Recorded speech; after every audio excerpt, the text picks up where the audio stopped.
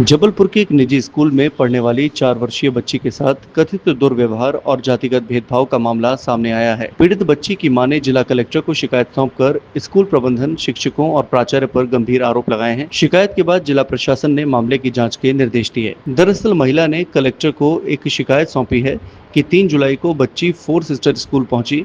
कुछ समय बाद उसने वॉशरूम जाने की अनुमति मांगी, लेकिन आरोप है कि स्कूल स्टाफ ने उसे वॉशरूम जाने से रोक दिया। परिजनों का दावा है कि इससे बच्ची को परेशानी हुई। शिकायत में यह भी आरोप लगाया गया है कि बाद में स्कूल प्रबंधन ने बिना स्पष्ट कारण बताए बच्ची को स्कूल से हटाने की बात कही। बच्ची की मां ने अपने आवेदन में यह भी आरोप लगाया है कि एक दिन पहले स्कूल में अतिरिक्त गतिविधियों की फीस के संबंध में हुई चर्चा के दौरान उनसे उसकी जाति पूछी गई थी।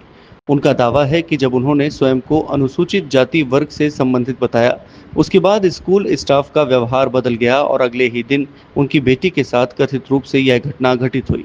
शिकायत में जातिगत भेदभाव, मानसिक प्रताड़ना और धमकी देने जैसे आरोप भी लगाए गए हैं। परिजनों ने पूरे मामले की निष्पक्ष जांच कर संबंधित स्कूल प्रबंधन के विरुद्ध वैधानिक कार्रवाई की मांग की है। सर, मैंने याचिका दी है कलेक्ट्रेट परिसर में जाके। कलेक्टर साहब को मैंने याचिका दी है बाय हैंड।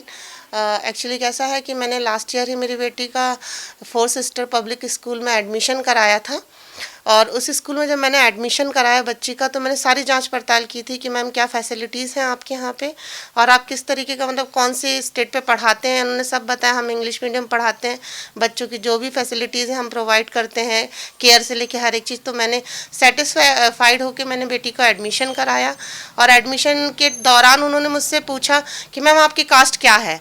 तो मैंने बताया मैम मैं शेड्यूल कास्ट से बिलोंग करती हूँ, एससी से। उन्होंने बोला जी अच्छा मैम। और फिर उसके बाद सर मेरी बच्ची जब स्कूल कंटिन्यूसली जाने लगी, तो कुछ समय बाद मेरी बेटी को वॉशरूम आया, सो प्रेशर आया, तो वो स्कूल में जाने के लिए जब बोलने लगी मैम लोग से, तो मैम लोगों ने उसको जाने नहीं दिया प्रेशर। और जब गई भी, उसको बोला भी उसको जाने के लिए, तो उसे धुलाया नहीं, उसे खुद से धुलवाया। जब मेरी बेटी घर आई, उसको क्या डराया, क्या धमकाया मुझे नहीं पता। जब मेरी बेटी घर आती है तो हम देखते उसकी फ्रॉक पे पूरी पॉटी लगी हुई थी, उसके बैक बम पे पूरी पॉटी लगी हुई थी, और उसके हाथों में भी पॉटी लगी हुई थी। हमने पूछा, हमारी बच्ची ने कुछ भी नहीं बोला। मैंने सोचा कि नॉर्मली होता है स्कूल में। मैंने एक बार शिकायत दी स्कूल में, उन्होंने बोला, पहले तो वो अपनी गलती नहीं मान रहे थे सर। फिर उसके बाद उनको जब मैंने ये चीज़ें बताई, तो उन्होंने बोला ठीक है मैम, हम सुधार लाएंगे, हम स्टाफ से बात करेंगे। मैंने बोला ठीक है। ऐसे करके 2 से 3 बार मेरी बेटी के साथ हुआ। फिर लास्ट टाइम फिर एक बार जब ये लास्ट ईयर में ही मेरी बेटी को पॉटी आई, मैम ने उसको डराया, और इतना डराया कि मेरी बेटी पॉटी नहीं जा रही थी स्कूल में। मुझे फ़ोन आया कि आपकी बेटी ने पॉटी कर लिया। मैंने घर से किसी को भेजा, बेटी को लेके आए। उसके बाद फिर मैंने नया सेशन आया, मैम लोगों ने मुझसे पोलाइटली बात की। उन्होंने बोला मैम अब नेक्स्ट टाइम आपके साथ ऐसा कुछ नहीं होगा। मैंने इसी कारण 3 महीने की फ़ीस रोकी हुई थी कि भाई जब तक मेरी बेटी को आप फैसिलिटीज़ नहीं दोगे तो मैं किस वजह से मैं आपको फ़ीस पे करूँ, क्यों, किस कारण से मैं पे करूं। मैंने फ़ीस रोकी, तो मैम लोगों ने मुझसे पोलाइटली बात की, ऑनर ने, कि मैम हम सारी फैसिलिटीज़ आपको देंगे, मैम आप टेंशन मत लीजिए। मैंने जैसे ही फ़ीस पे की और नया सेशन चालू है, नया सेशन की फ़ीस पे की। किताबें उन्होंने खरीदवाई, मैंने किताबें खरीदी, सब कुछ मैंने जब कर लिया, उसके बाद इनका मुझे मैसेज आता है कि मैम आप स्कूल आइए, आपसे बात करनी है। और जब मैं स्कूल जाती हूँ मेरे हस्बैंड मेरे बच्ची को छोड़ने गए थे। जब मेरे हस्बैंड मेरी बच्ची को छोड़ने गए स्कूल, तो मेरे हस्बैंड से मैडम का कहना, स्टाफ मैडम का, कि सर अपनी बेटी को डायपर पहना के भेजिए। तो इन्होंने यही कहा कि मैम इतनी बड़ी बेटी को हम डायपर पहना के भेजेंगे, तो इतनी बड़ी बेटी को अगर हम डायपर बना के भेजेंगे, कल को उसको कोई इन्फेक्शन हो गया तो उसकी जिम्मेदारी कौन लेगा। तो मैम ने बोला सर हम नहीं जानते, स्कूल स्टाफ तो आपकी बच्ची की पॉटी साफ नहीं करेगा। तो इन्होंने बोले ठीक है मैम, मैं मेरी वाइफ को बात करने भेजूँगा। इन्होंने मुझे आके बताया, मैंने स्कूल के ऑनर को फ़ोन लगाया, मैंने बोला सर ऐसी सी बात है, आपका स्टाफ मुझे ऐसा ऐसा बोल रहा है। तो उन्होंने कहा कि मैम स्टाफ सही बोल रहा है, स्टाफ काम छोड़ने के लिए तैयार। हमारी स्कूल जो है वो पॉटी साफ करने के लिए नहीं बनी है। हाँ, हमने ये कलेक्टेड में दिया है आवेदन। उन्होंने मुझसे डायरेक्ट यही कहा है कि हमारी स्कूल पॉटी साफ़ करने के लिए नहीं बनी है, स्टाफ काम छोड़ने को तैयार है, पर आपकी बच्ची की पॉटी साफ़ नहीं करेगा। आप चाहें तो अपनी बच्ची को यहाँ से निकाल सकते हैं। सर जब मुझसे ऐसा बोल दिया गया है, तो मैं किस कारण से मेरी बेटी को वहाँ छोड़ूँ, किसके भरोसे छोड़ूँ। आज डराया धमकाया है, कल को कुछ ऊँच नीच हो जाए मेरी बेटी को, तो मैं क्या, इसकी जिम्मेदारी कौन लेगा। जात को लेके ऐसा कर रहे हैं।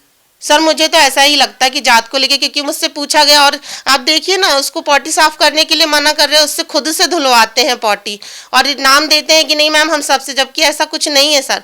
मेरी बेटी खुद बता रही कि मम्मा मैडम बोलती हैं कि आप खुद धो, इस तरीके से मेरी बेटी बता रही है और वो डर गई है उस चीज़ों से घर में। कलेक्ट्रेट में जब आवेदन दिया तो क्या आपको मिला?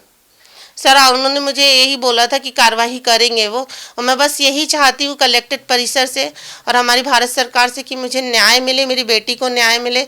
क्योंकि कंटिन्यूसली मेरी बेटी मुझसे डेली पूछती कि मम्मा मैं स्कूल कब जाऊँगी, मुझे स्कूल क्यों नहीं भेज रहे हो आप। मैं उसको क्या बताऊँ कि मैं किस कारण स्कूल नहीं भेज रही हूँ उसको। अब आप क्या चाहते हैं? सर मुझे न्याय चाहिए है और मैंने स्कूल परिसर से ये भी कहा कि अगर आप मेरी बेटी को नहीं पढ़ा रहे हो, आप रीज़न दीजिए मुझे लिखकर कि किस कारण से आप निकाल रहे हो मेरी बेटी को। उन्होंने रीज़न लिख के देने से मना किया है। उन्होंने अपने बताए हुए रीज़न मेरी बेटी को लेटर में लिख के दिया, मैंने लेटर एक्सेप्ट नहीं किया है क्योंकि उन्होंने इंग्लिश में लिख के दिया है। दूसरी बात सर, उनका कहना है ये, और एक और चीज़ है सर वहाँ पे कि जो आज जो हमारी भारत सरकार है बेटी बचाओ बेटी पढ़ाओ के लिए इतना कुछ कर रही है, वहीं मेरी बेटी के साथ इस तरीके का दुर्व्यवहार हो रहा है। इसके लिए हम क्या करें बताइए आप।